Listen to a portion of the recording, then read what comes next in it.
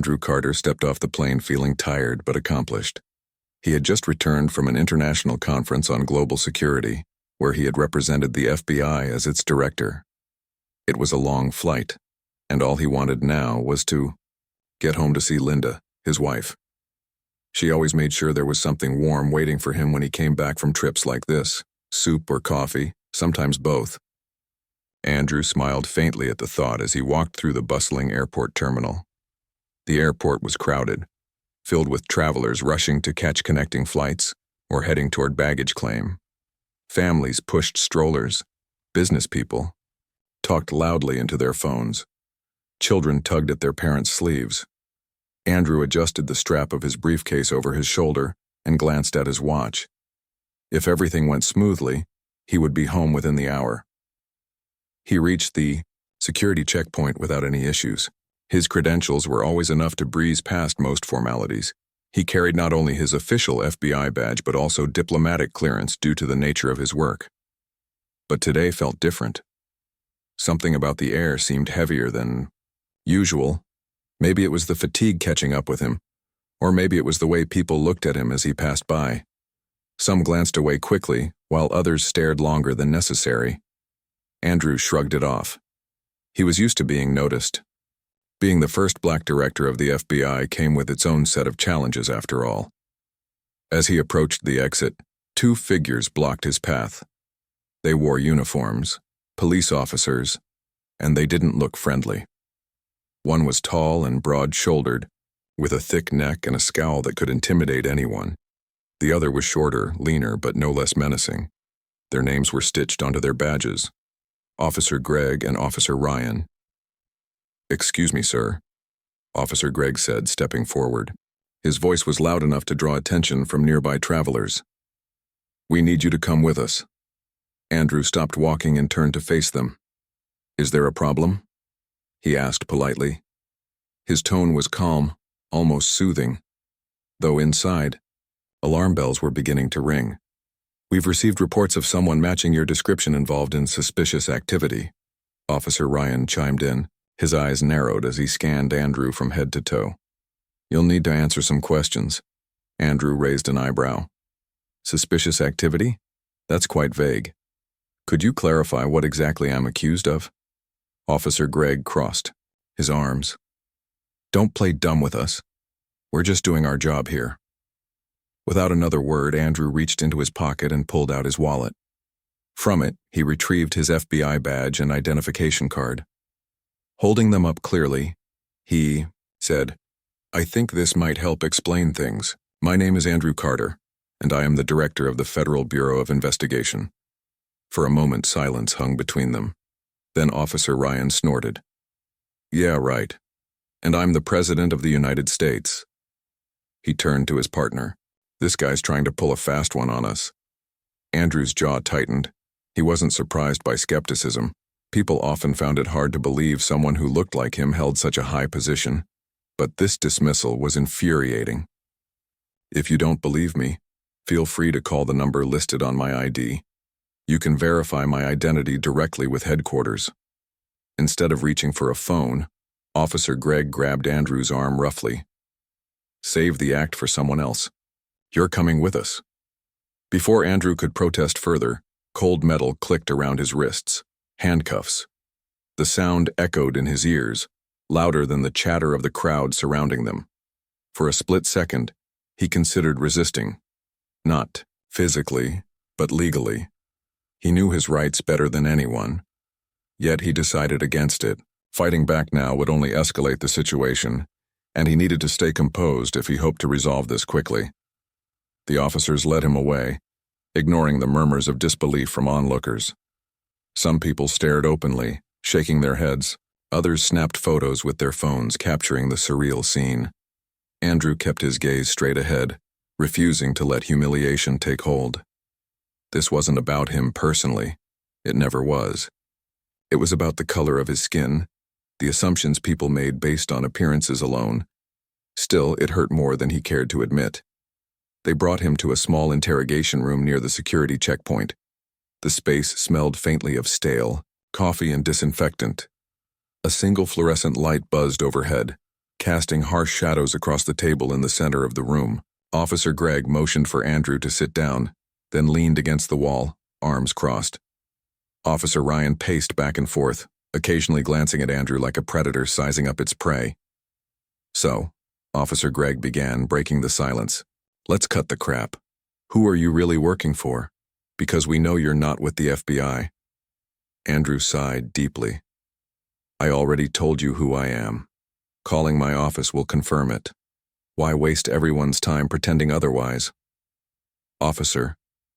Ryan stopped pacing and slammed his fist on the table. "Don't act so superior. We deal with liars like you every day. Just admit what you did wrong and maybe we'll go easy on you." It took every ounce of self-control for Andrew not to laugh. Liars? Superior? Easy? The irony was staggering. Here he was, a man dedicated to upholding justice, treated like a criminal simply because of his race. But laughing wouldn't help. Explaining wouldn't either, at least, not yet. Instead, he closed his eyes briefly, steadying himself. There was one advantage he had that these officers didn't know about, an advantage that could turn the tables completely. Andrew opened his eyes and met Officer Gregg's glare with unwavering confidence.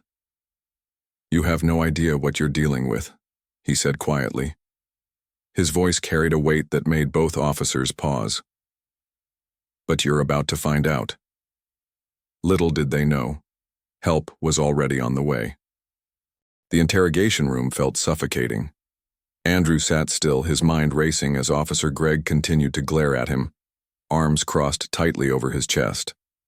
Officer Ryan paced back and forth like a restless animal, occasionally stopping to shoot. Andrew a look filled with suspicion and anger. Neither of them seemed willing to believe that the man sitting before them was who he claimed to be, the director of the FBI. "You think you're clever, don't you?"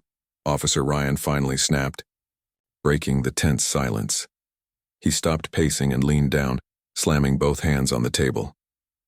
"Throwing around some fake badge, expecting us to fall for it?" Andrew didn't flinch. He had dealt with worse situations during his career, though none quite so personal.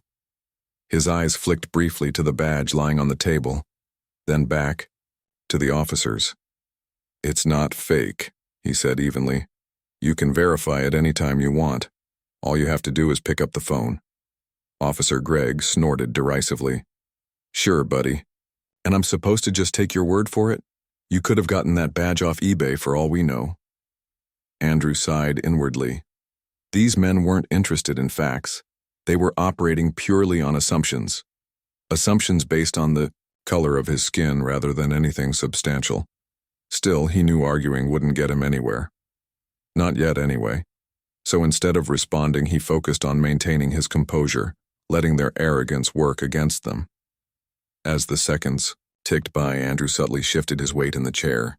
Beneath the surface calm, his mind was working furiously.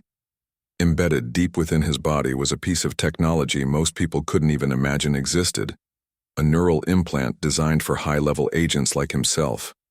It allowed direct access to classified systems, including live communication with FBI headquarters.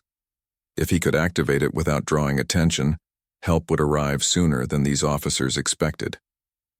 With deliberate slowness, Andrew adjusted his wrist slightly, pressing a hidden button concealed beneath the cuff of his shirt. Instantly, a signal was sent out, triggering a secure connection to Deputy Director Karen Myers' office. Unbeknownst to the officers, every word spoken in the room was now being transmitted directly to her team at headquarters. Back at the FBI building, alarms began sounding almost immediately. Karen Myers, a no-nonsense woman in her late 50s with sharp features and sharper instincts, stood abruptly from her desk when she heard the alert. Her assistant rushed into the room moments later, holding a tablet displaying real-time footage of the airport incident. "What's going on?" Karen demanded, her voice clipped and urgent. "It's Director Carter," the assistant replied quickly. "He's been detained at O'Hare Airport. Local PD says they suspect him of suspicious activity, but, well, you'll see for yourself." Karen grabbed the tablet and watched as the scene unfolded. Her jaw tightened as she saw Andrew sitting calmly in the interrogation room, flanked by two clearly hostile officers. She recognized the signs of racial profiling instantly, It wasn't the first time something like this had happened, though never to someone in such a high-profile position. "This ends now," Karen muttered under her breath. Turning to her assistant, she barked orders. "Get Jenkins on the line, tell him to assemble a response team and head to the airport immediately. Then contact the local precinct captain. I want answers, and I want them fast." Meanwhile, back in the interrogation room, Andrew noticed a subtle change in Officer Ryan's demeanor. The younger officer had started glancing nervously toward the door, as if sensing that something was about to go very wrong. Andrew decided to test the waters. "You might want to reconsider how you're handling this," Andrew said quietly, his tone measured but firm. "Things are about to get complicated for you." Officer Ryan scoffed, but there was a flicker of uncertainty in his eyes. "Oh yeah? What makes you so sure?" Before Andrew could respond, the sound of footsteps echoed down the hallway outside. The room. Heavy boots. Multiple sets. Officer Gregg straightened up, exchanging a wary glance with his partner. "What's going on out there?" he muttered, stepping toward the door. Moments later, the door burst open and a team of federal agents led by Agent Paul Jenkins stormed in. Dressed in tactical gear and carrying authority badges prominently displayed, they radiated professionalism and power. Officer Gregg and Officer Ryan froze, their faces pale as they realized they were vastly outnumbered and outmatched. "Officers," Jenkins announced, his voice commanding and clear. "Step away from the director. Now." Officer Ryan stammered, pointing accusingly at Andrew. But he lied to us. He said he was with the FBI." Jenkins raised an eyebrow, unimpressed. "And did you bother to check? Or did you decide to arrest a decorated federal official based solely on your gut feeling?" Officer Gregg stepped forward defensively. "We were following protocol. We got a tip. Protocol doesn't include detaining someone without evidence," Jenkins interrupted sharply. "Especially not someone of Director Carter's standing. Consider yourselves suspended pending investigation." The two officers exchanged panicked looks, their bravado crumbling under the weight of the situation. As Jenkins signaled for one of his agents to remove Andrew's handcuffs, Andrew slowly rose to his feet, rubbing his wrists where the metal had dug in. Deputy Director Myers arrived shortly after, striding into the room with an air of controlled fury. Her piercing gaze swept over the scene, lingering on the humiliated officers. "This is unacceptable," she declared, her voice icy. "Not only have you violated proper procedure, but you've also disrespected the very institution tasked with protecting this country. Do you understand the gravity of what you've done?" Officer Gregg opened his mouth to protest, but Myers cut him off. "Save it. This isn't over, not by a long shot." As the officers were escorted out of the room, Andrew turned to Myers. "Thank you for coming," he said simply. Myers nodded, her expression softening slightly. "You didn't deserve that, Andrew. No one does. But let's make sure this serves as a lesson for everyone involved." Later, as Andrew prepared to leave the airport with Jenkins and Myers, he paused near the exit and glanced back at the chaos they were leaving behind. Travelers whispered among themselves, some applauding softly as they recognized the iconic figure of the FBI director walking free. Andrew felt a mix of emotions, anger, relief, determination. But above all, he felt resolved. This incident wouldn't define him, but it would fuel his mission to push for meaningful change within law enforcement. With Myers and Jenkins by his side, Andrew stepped out into the cool night air. The city lights stretched endlessly before him, a reminder of the vastness of the challenge ahead. But he was ready. The ride back to FBI headquarters was quiet, save for the hum of the car engine and the occasional crackle of the radio. Andrew sat in the passenger seat, staring out the window at the darkened streets of Chicago. The city lights blurred together as they sped along the highway, but his mind remained sharp, replaying every moment of what had just happened at the airport. Deputy Director Karen Myers sat beside him in the back seat, her arms crossed tightly over her chest. Her sharp eyes reflected both anger and concern.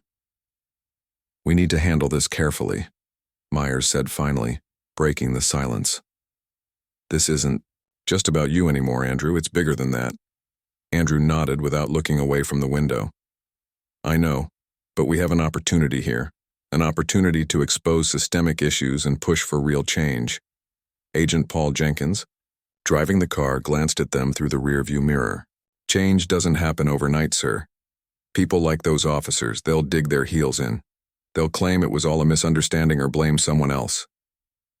That's why we can't let them off the hook, Myers replied firmly. Not this time. We have evidence, witnesses, and public interest. If we play our cards right, this could be a turning point. When they arrived at headquarters, the team wasted no time. They headed straight to the command center, a massive room filled with rows of desks, glowing monitors, and agents working tirelessly. The walls were lined with large screens showing live feeds from various locations, including the airport where the incident had occurred. As soon as they entered, all eyes turned toward Andrew. Some agents looked sympathetic, others seemed curious, eager to hear how things would unfold. Myers took charge immediately. All right, everyone, listen up, she announced, her voice cutting through the low murmur of activity. Director Carter has been unlawfully detained due to racial profiling. This is unacceptable, and we're going to address it head-on. Jenkins, pull up everything we have on Officers Gregg and Ryan. Their records, disciplinary history, anything relevant. I want to know exactly who we're dealing with. Jenkins nodded and got to work, typing furiously on his keyboard. Meanwhile, Myers turned to Andrew. What's your plan? You've been unusually calm throughout this whole thing. Something tells me you're not done yet. Andrew allowed himself a small smile. You're right. There's more I can do. He reached into his pocket and retrieved a small device, a remote control for the neural implant embedded in his body. This technology wasn't just designed for communication. It can also project illusions directly into someone's mind.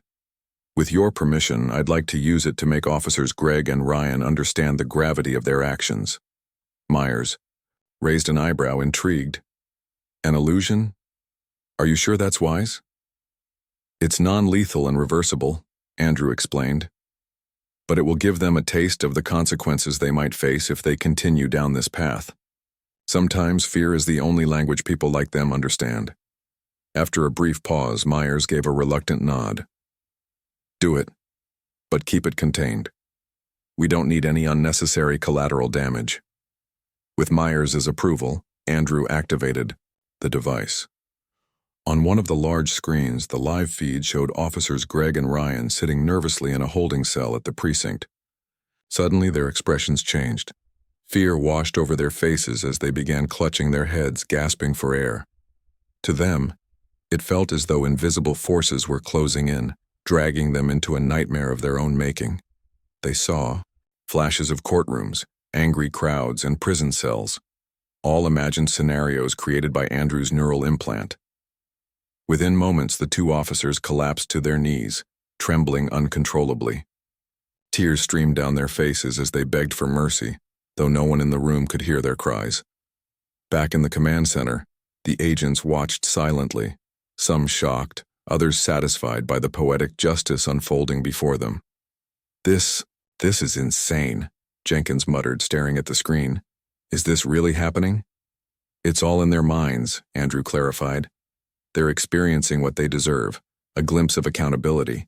Trust me, it won't harm them physically, but it'll leave a lasting impression. As the simulation continued, Myers stepped closer to the screen, her arms still crossed. Let's hope it teaches them something. Humiliation alone won't fix the problem, but maybe it'll plant a seed.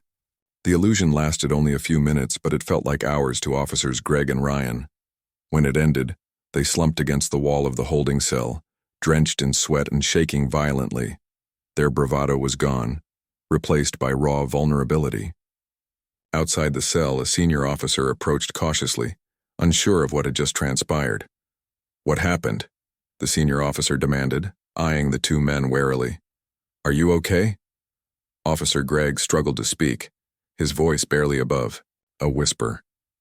We messed up. Big time. Please, don't let them come back. The senior officer frowned, confused but alarmed. Whatever had occurred, it was clear that the two men were broken and unlikely to resist further questioning. Back at headquarters, the team watched as the situation unfolded. Myers turned to Andrew, her expression softening slightly. That was effective. Do you think it'll stick? It's hard to say, Andrew admitted. But they'll remember this moment. Whether they choose to learn from it is up to them. Jenkins chimed in, leaning back in his chair. Either way, this sends a message. People need to realize there are consequences for abusing power. Maybe next time they'll think twice before assuming someone's guilty based on their skin color. Andrew nodded thoughtfully. That's the goal, but we can't stop here. This incident has exposed flaws in the system, and we need to address them systematically. Training programs, oversight committees, transparency initiatives. We have to tackle this from every angle. Myers agreed. I'll draft a proposal first thing tomorrow. We'll push for reforms at the highest levels, and we'll use this case as leverage to demand action.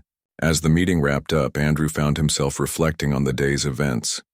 He knew the road ahead wouldn't be easy.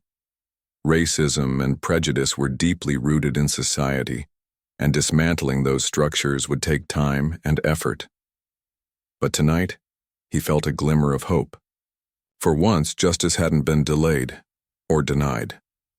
Before leaving the command center, Andrew paused near the bank of monitors. One screen still displayed the feed from the holding cell, where officers Greg and Ryan sat huddled together, looking utterly defeated. Despite everything, Andrew felt no satisfaction in seeing them brought low. Instead, he felt a pang of sadness for the lost potential, the missed opportunities for understanding, and the pain caused by ignorance. Let's go home, Myers said gently, placing a hand on his shoulder. There's nothing more we can do tonight.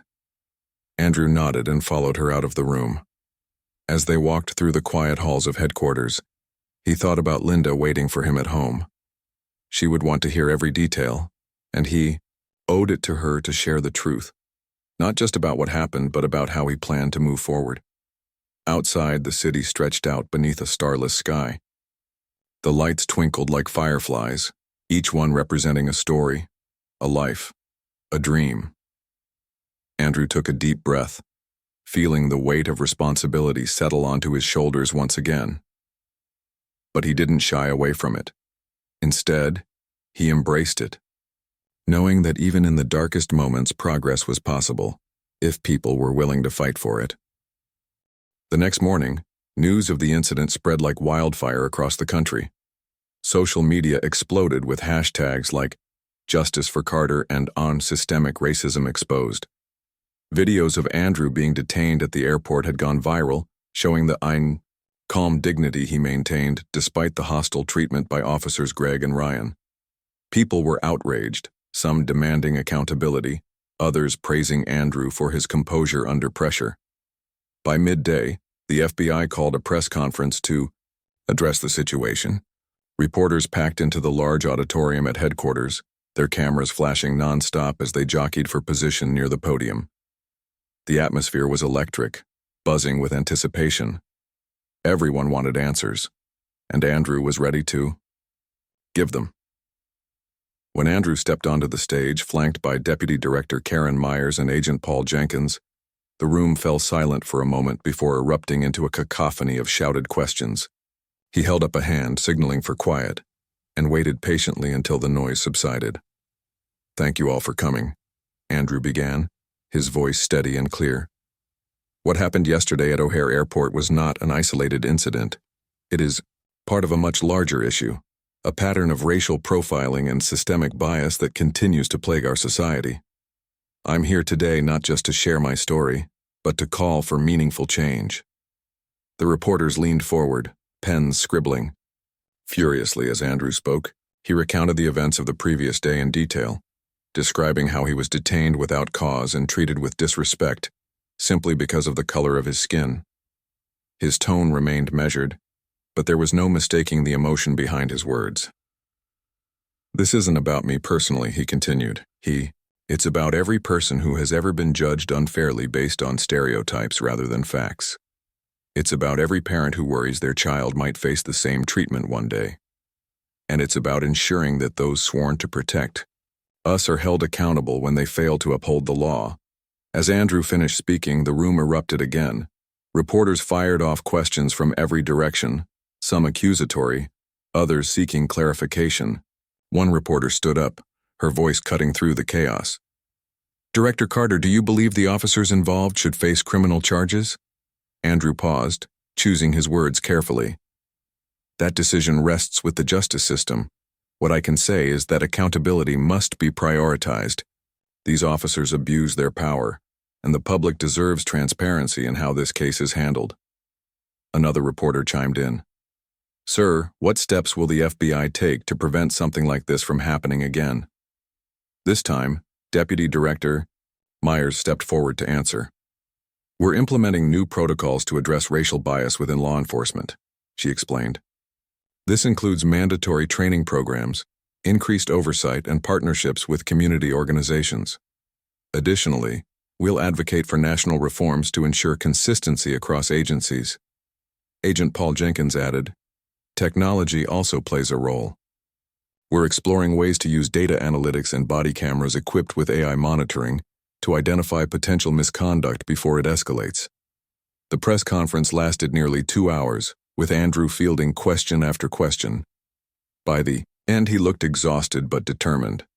As the reporters filed out of the room, many couldn't help but admire the grace and strength he displayed throughout the ordeal. Later that evening, Andrew returned home to find Linda waiting for him. In the living room, she had watched the press conference live and immediately pulled him into a tight embrace. "You did great," she said softly, holding him close. "I'm so proud of you." Andrew sighed, sinking onto the couch beside her. "I just hope it makes a difference. There's still so much work to be done." Linda nodded, her eyes filled with both pride and concern. "It will make a difference. You've already started a conversation that people can't ignore. But don't forget to take care of yourself too. This fight won't happen overnight." They sat together in silence for a while, the weight of the day hanging over them. Eventually, their teenage son Ethan walked in, looking curious. "Dad, can I ask you something?" he said hesitantly. "Of course," Andrew replied, smiling faintly. "What's on your mind?" Ethan hesitated before asking, "Were you scared? When those cops put the handcuffs on you, I mean." Andrew thought for a moment before answering. "Yes, I was scared. Not for myself, but for what it represented. Fear can paralyze you, or it can motivate you to act. In that moment, I chose to stay calm and focus on finding a solution." Ethan nodded slowly, processing his father's words. "Do you think things will get better?" "I believe they can," Andrew said firmly. "But only if we keep pushing for change. Every step forward matters, no matter how small it seems." Meanwhile, the fallout from the incident continued to ripple outward. Public opinion was divided. Some defended officers Greg and Ryan, claiming they were doing their jobs and accusing Andrew of overreacting. Others condemned the officers' actions as blatant racism and demanded immediate consequences. Protesters gathered outside police stations nationwide, holding signs that read, "Accountability now" and "End racial profiling." Within law enforcement circles, reactions varied. Many officers expressed support for Andrew, acknowledging the need for reform.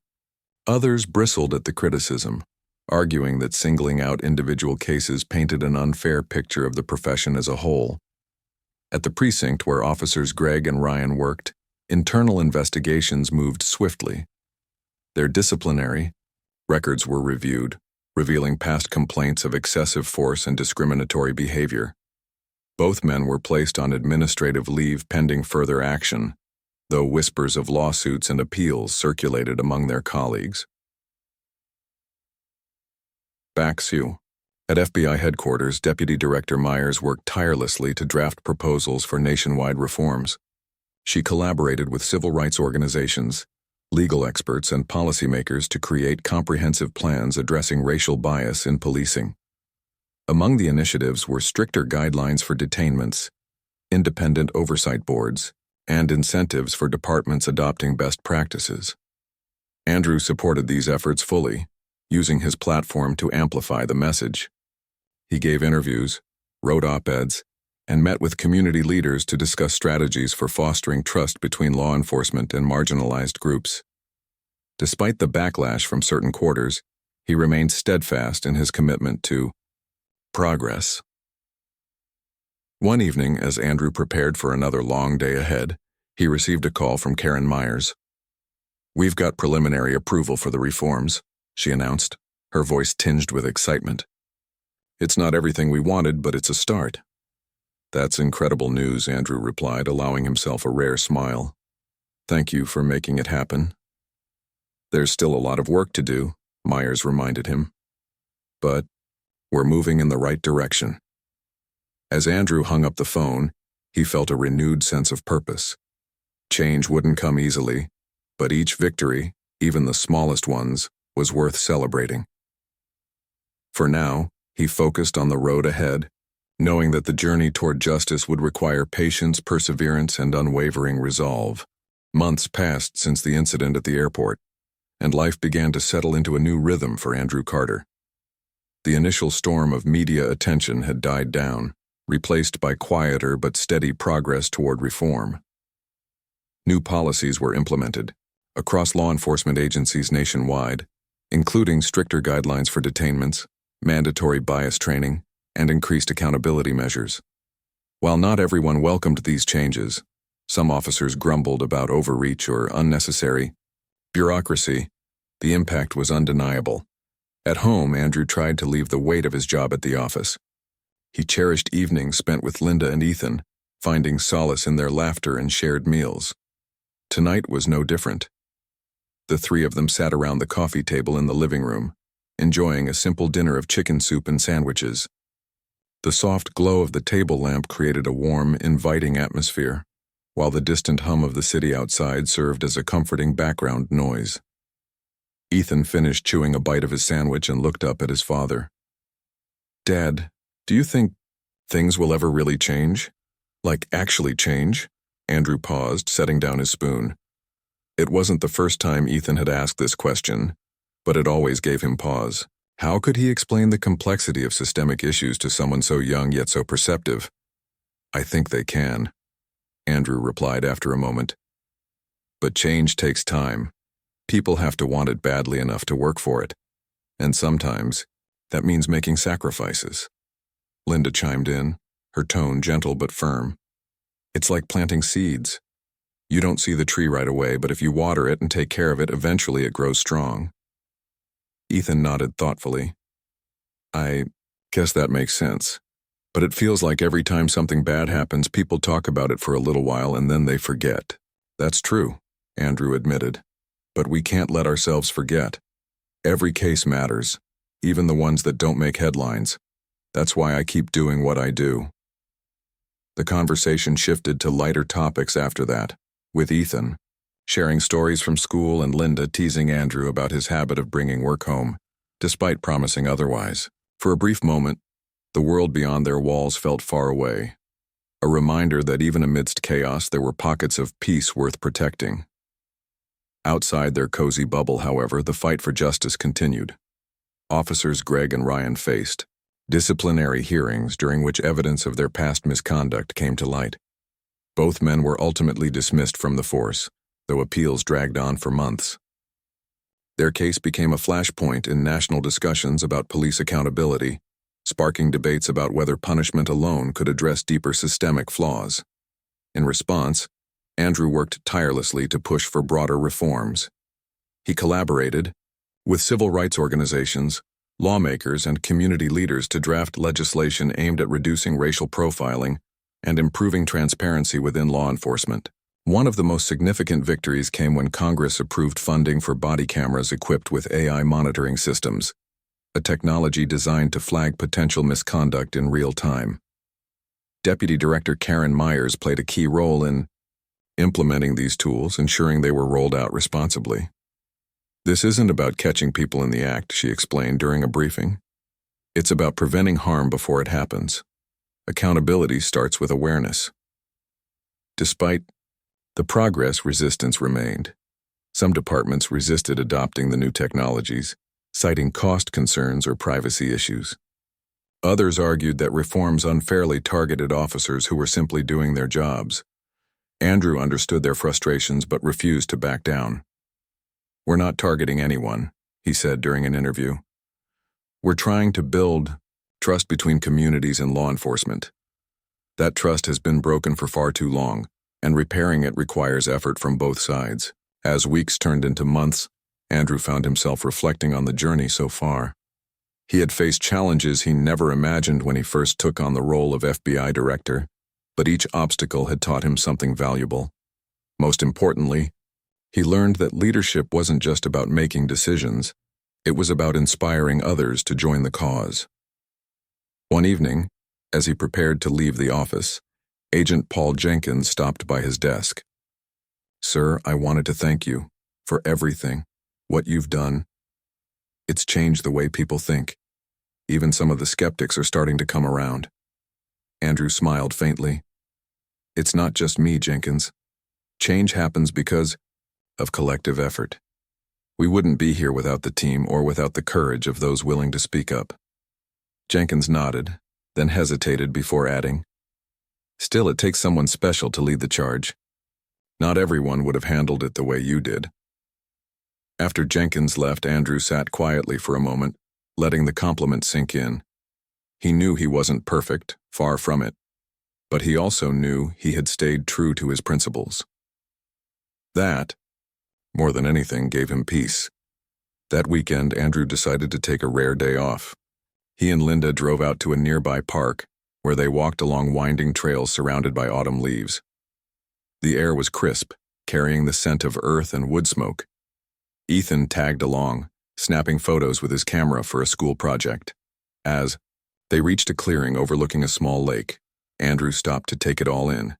The water shimmered under the golden sunlight and birds chirped lazily in the distance. For a moment he allowed himself to feel hopeful, not just for his family, but for the future. Linda slipped her hand into his. "You've done good work, Andrew. Don't lose sight of that." He squeezed her hand gently. "I won't. But there's still more to do." She chuckled softly. "Of course there is. Just promise me you'll remember to enjoy the view once in a while." Andrew laughed, nodding. "Deal." As they stood there together, watching Ethan chase after a squirrel with his camera, Andrew felt a deep sense of gratitude. The road ahead would undoubtedly have its share of obstacles, but he was ready to face them, one step at a time. After all, justice wasn't a destination, it was a journey, and he intended to walk it with integrity, determination, and hope.